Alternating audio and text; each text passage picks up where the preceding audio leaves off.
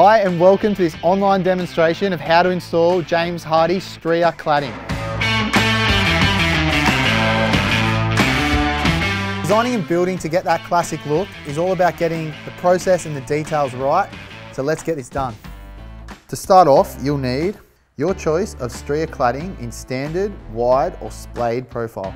James Hardie Hardie Wrap Weather Barrier, James Hardie Joint Sealant.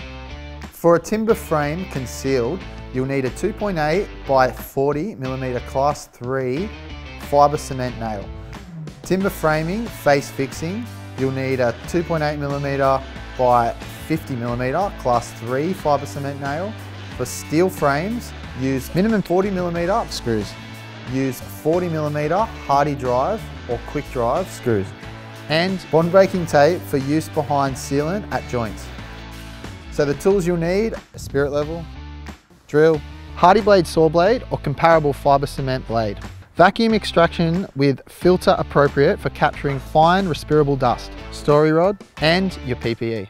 Okay guys, so safety first, always wear your P1 or P2 dust mask, your standard PPE, and always make sure you're cutting in a well ventilated area. Tell people in the immediate area that you will be cutting and there will be dust, and never cut indoors. When using a power saw, always have a dust extraction system connected to the saw. For more information, check out the James Hardie safety data sheet. Okay guys, before you start cladding, it's very important to get your prep right. So make sure your frames are straight and square to avoid any alignment issues. You can use a timber frame or steel frame, doesn't matter. You can install your Hardie edge trim, then the Hardie wrap, and then you're good to start cladding. Okay, generally, internal and external corners have additional framing requirements, and the flashings and corner accessories need to be installed prior to installing the cladding. Okay, one more thing you need to consider is the layout of your cladding, and there's three options for this. Option one, when joining on stud, you need to use the vertical flashing stop to emphasize the joint.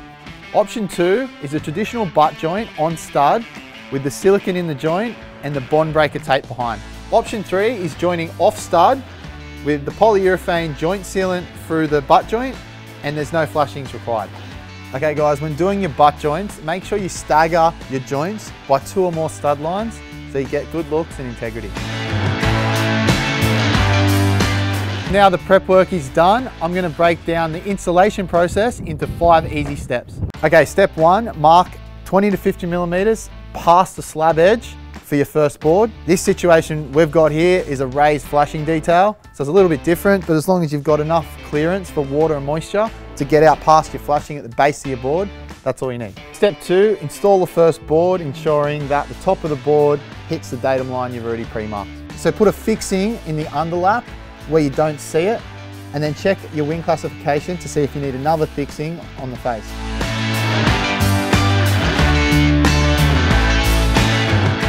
So step 3, make sure your boards are locked in nice and tight. Use a decent sized block to tap them in and make sure they're level. When joining off stud, apply a 6mm bead of James Hardie joint sealant to the butt joint.